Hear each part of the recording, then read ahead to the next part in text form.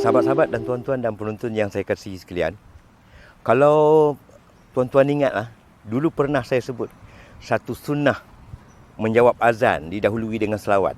Rupa-rupanya ada lagi satu sunnah yang saya yakin sangat jarang benarlah saya dan tuan-tuan beramal dengannya bila mendengar azan.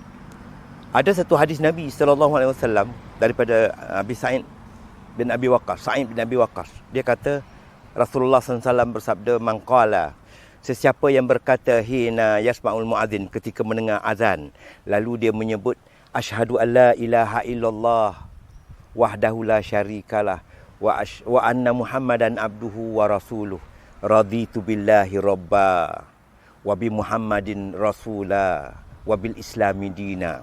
Sesiapa yang mendengar azan lalu dia menyebut asyhadu an la ilaha illallah wahdahu la syarikalah wa anna Muhammadan abduhu wa rasuluh, raditu billahi rabba wa bi Muhammadin rasula wa bil islami dina, ghufira lahu dzambuhu, Allah mengampuni dosanya. Ya Allah, mudahnya. Mari kita beramal dengan satu sunnah yang jarang sangat dipraktis ketika mendengar azan. Amat mudah, dan dia punya ganjaran pula dapat pengampunan dosa oleh Allah Subhanahu wa taala. Baiklah sahabat-sahabat, untuk slot buku kali ini, walaupun sudah banyak kali diperbahaskan di mana-mana majlis ilmu, di media sosial, hakikatnya sampai hari ini ianya masih lagi dalam perbahasan masyarakat kita, iaitu masalah niat berlafaz. Ada satu buku yang rasanya tuan-tuan patut ada, sebagaimana sebelum ni saya pernah tunjuk, Formula Solat Sempurna yang ditulis oleh Dr. Zaharuddin Abdul Rahman di muka surat 55. Saya baca teruslah tuan-tuan, masalah niat secara berlafaz, secara lisan ni. Niat adalah amalan dalam hati, tu key dia. Demikian disebut secara ijma' ulama. Dan tidak cukup niat jika apa yang hadir di hati berbeza dengan apa yang dilafazkan. Jika di hati benar, maka sekalipun lafaz tersilap, ia tidak memudaratkan solat. Kalau dalam hati itu sama sebagaimana nak dibuat solat ni, tapi di sebutan lain, ia tidak memudaratkan solat.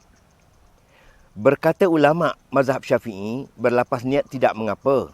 Bahkan ia disunatkan bagi tujuan membantu hadir hati. Sekiranya ia ditinggalkan, maka solat adalah sah.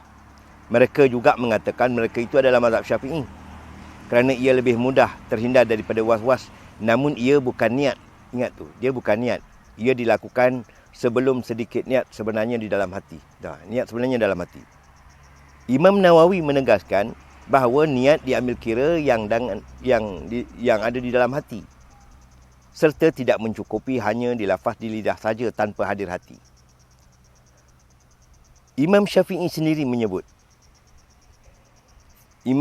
sendiri tidak pula menggalakkannya berniat berlafaz ni di dalam kitab Al-Um. Malah ia tidak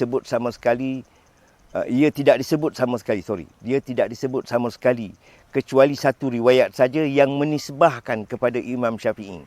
Namun ia adalah satu bentuk takwil lafaz Imam Syafi'i yang kurang tepat. Apa yang ada dalam buku ni nak beritahunya, niat itu sebenarnya apa yang terbit di hati, bukan yang dilafaz.